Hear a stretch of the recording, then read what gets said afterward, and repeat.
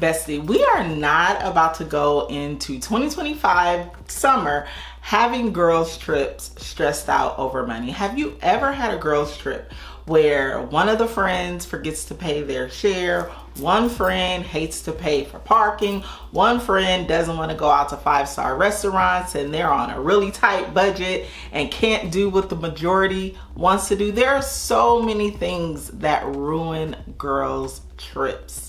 But in today's video, we're going to talk about how to plan an effective girls trip so that all that you are worried about is the good vibes and having an amazing time. If that is something that you're interested in, then let's get into it.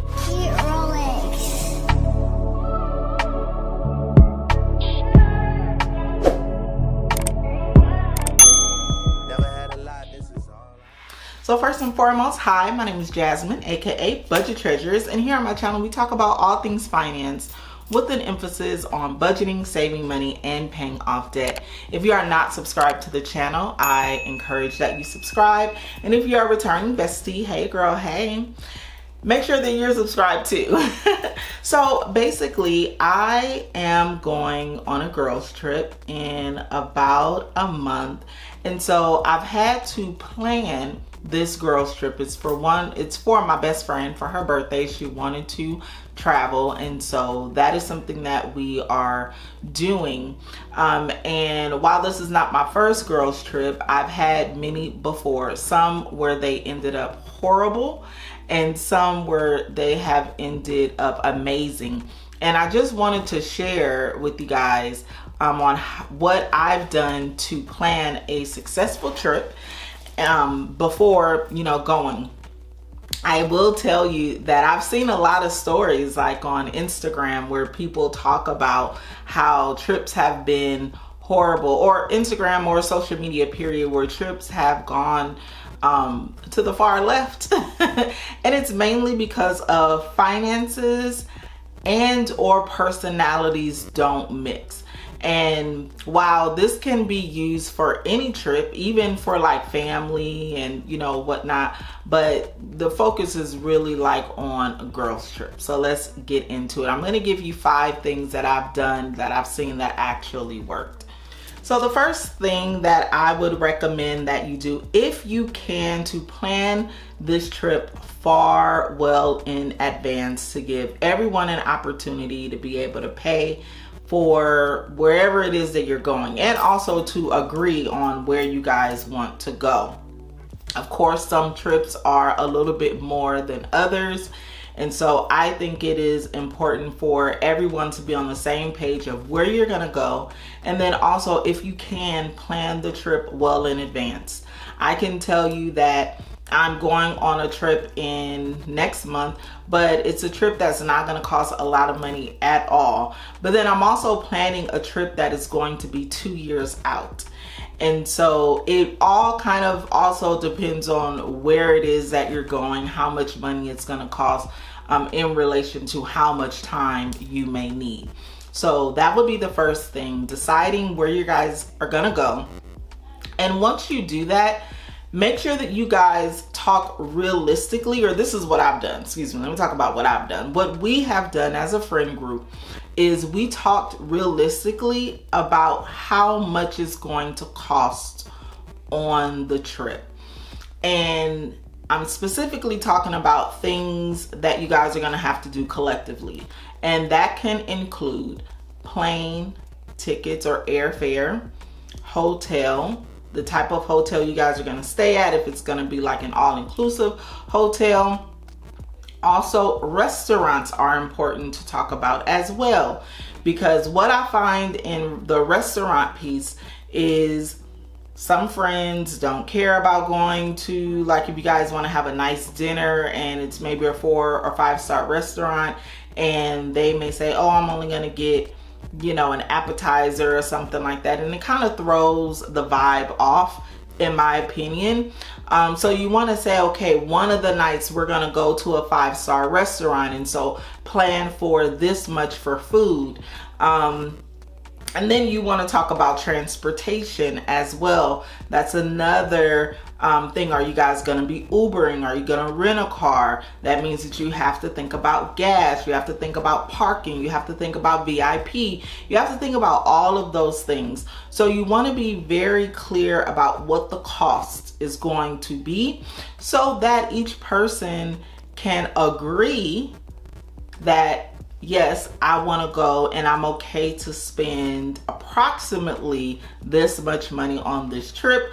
Or they can say, you know what, unfortunately, at this time, I'm not going to be able to go. So the second thing that I would recommend, and what me and my friends have done on the successful trip, is as soon as we found out, or as soon as we got all of the costs together, we started a trip fund.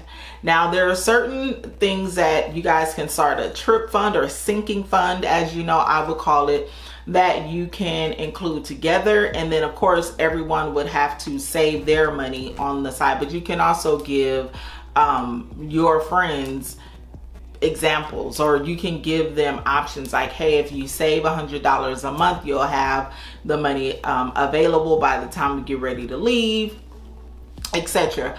One of the things that my friends that we're going to do for the trip that we're taking in a couple of years is we're going to use Ally Bank, and we're going to set up buckets, and everyone's going to have a bucket, and they're just going to deposit money into that bucket for the trip.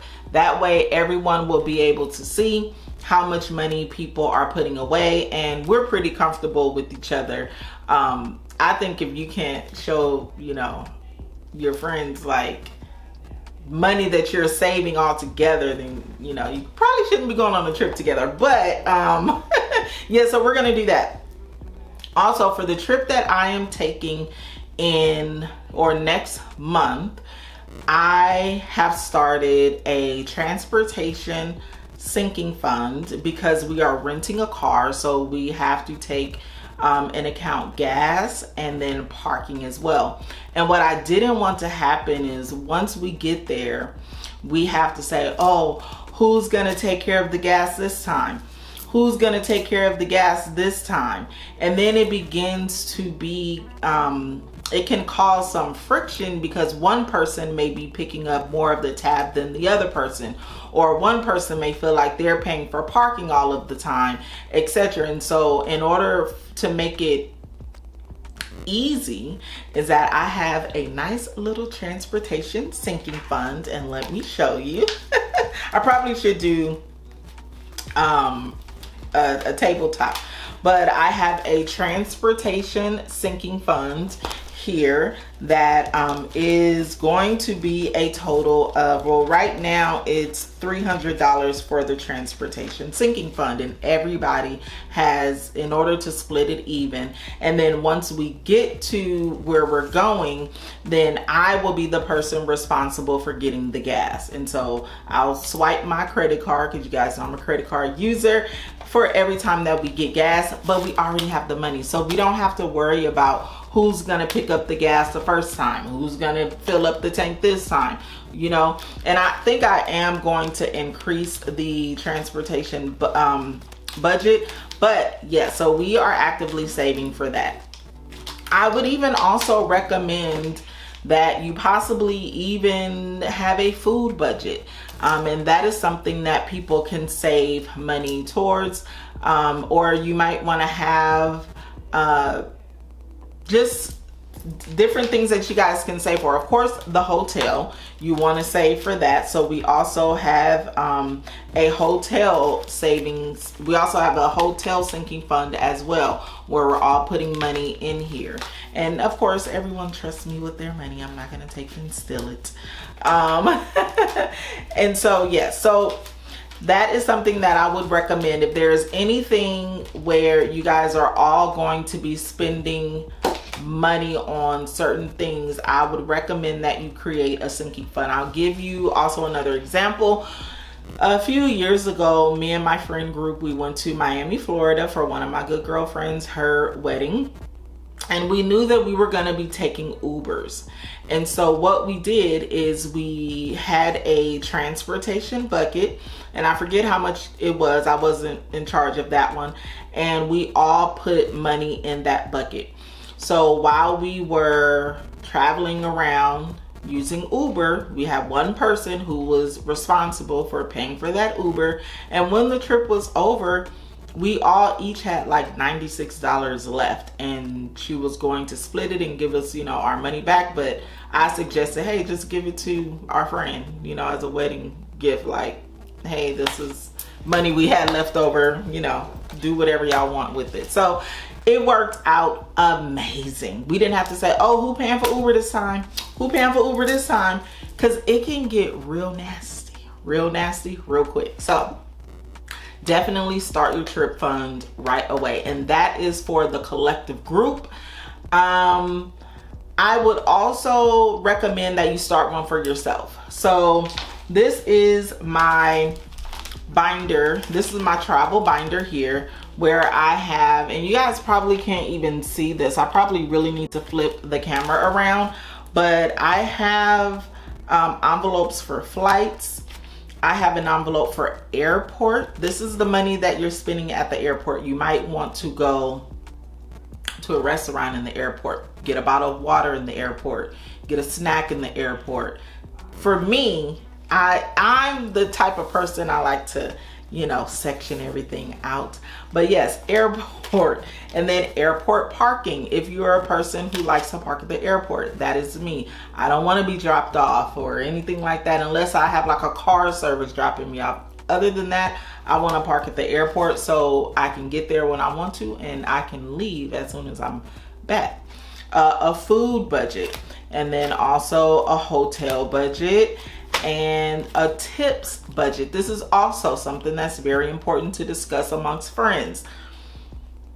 I'm a tipper, especially if we're all going out and it's a big group of us and we're going to eat. We're going to tip appropriately.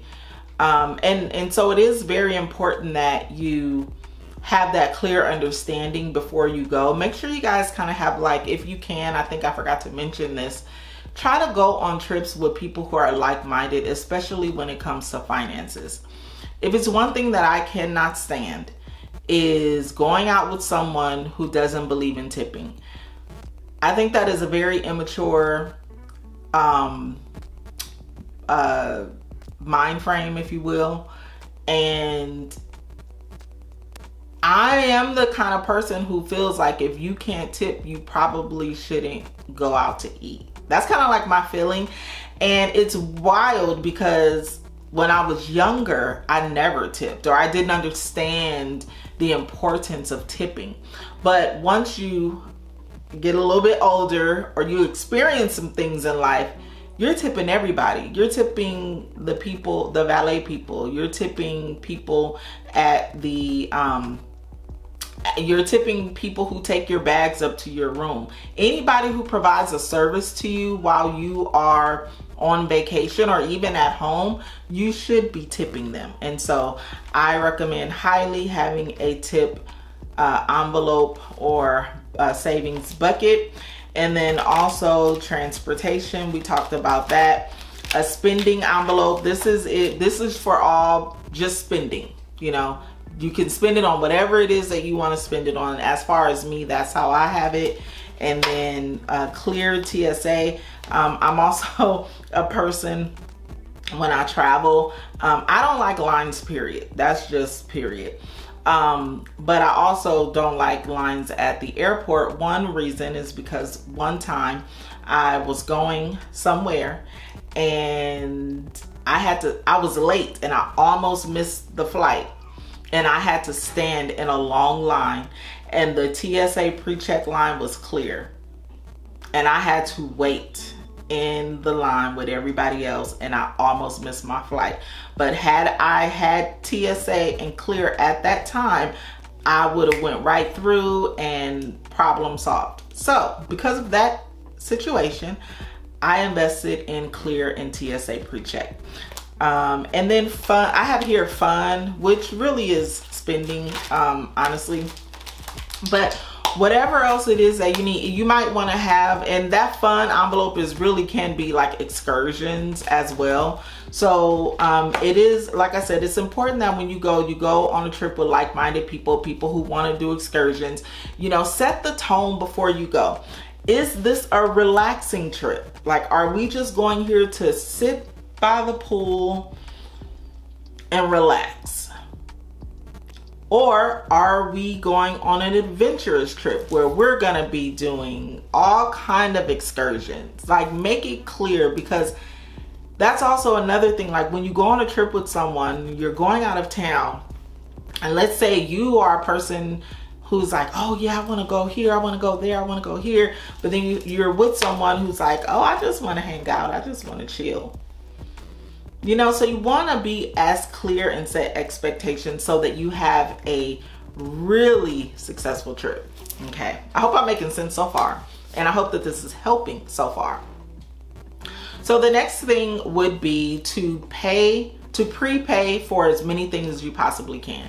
You can definitely like prepay for excursions, prepay for the hotel, prepay for, of course, your plane ticket, prepay for whatever it is that you can prepay for. That is something that we did as well. We took a trip, and I'll show some pictures as well. We took a trip on a yacht, and we prepaid for the yacht. We took a trip, we prepaid for the yacht. We prepaid for some of the food. So we just did a lot of planning. So definitely prepay for as much as you possibly can. On my most successful trips, we were very clear on who was handling money for what portion of what. So that's even like from the hotel, because sometimes everybody has to send their money to one person, and then that one person will pay for the hotel, as opposed to everybody giving their credit card or debit card to pay. One person will be responsible for paying for the hotel. And so you want to set those clear expectations ahead of time.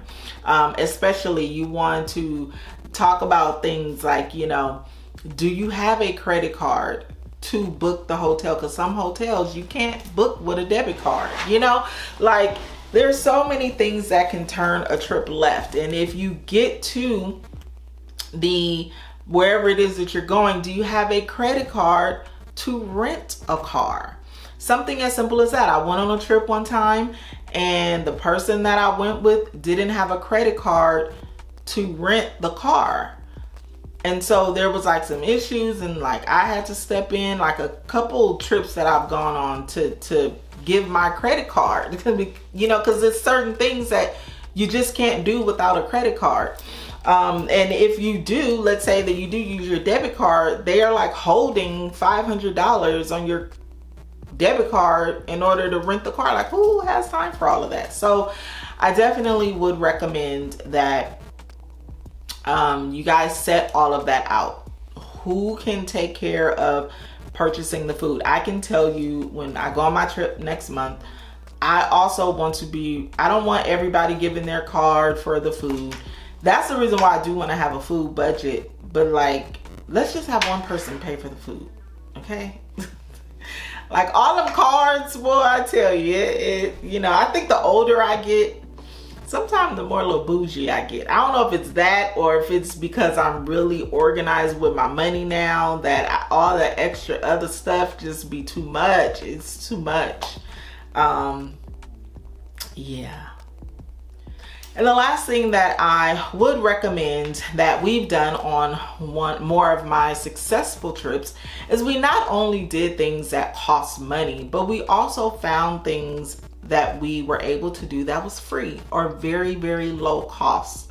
And so that was definitely very helpful on the trip that we are going on.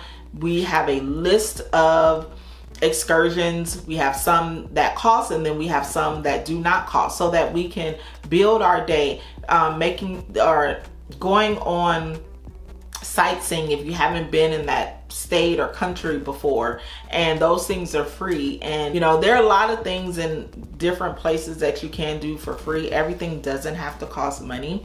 So I would recommend, if you can, to search out some of those things as well. That is something that we did on one of my more successful girls trip. Is we had a variety of things that we did. We didn't just go out and say, let's ball out and spend our life savings. There were some things we did that cost, and there were some things that we did that didn't. Now this is kind of like a bonus, and it's like something that's really fun. Maybe you are the person, or maybe you have a friend in the group who is fun like this.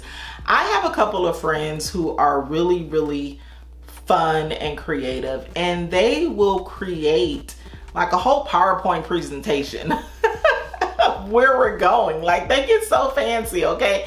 They will do a whole PowerPoint presentation with everything that I just mentioned.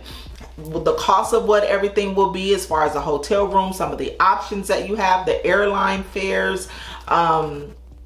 They also have, you know, excursions and different, you know, options. They come with, okay, if we do package A, everybody come on package B, and then everyone can be on a cute, fun little Zoom call. And it just makes things so much more fun by doing it that way. And the anticipation of, okay, we're organized, everybody knows what they're going to do, everybody knows what they're responsible for, we're saving our money ahead of time, and then you go on that trip and you just have a blast. So I hope that this has been helpful. I want to have some conversation down in the comments. Let's talk about your worst girls trip, because I have had some of those, and a lot of it had to do with personalities and money. And then let's talk about some of the things that we can do to make our girls trips fun. I know the summer is coming up, the spring is coming up, we got Essence coming. There's so many things coming up that I know people are going to be taking trips. And so I hope that I said something that was able to help or give some insight to maybe something that you didn't know, or something that you can build on with your next girls trip. But please, please give this video a thumbs up. I want to hear your comments down below, and happy girls trip. See you in the next video, besties. Go be great. Peace out. You special and she reckless. Remember, you're my bestest friend. Yeah, she my bestie. My love for you is endless. Nobody else can end it. And when I get the money back, then baby girl, you can spend it. And everything is alright. I like how you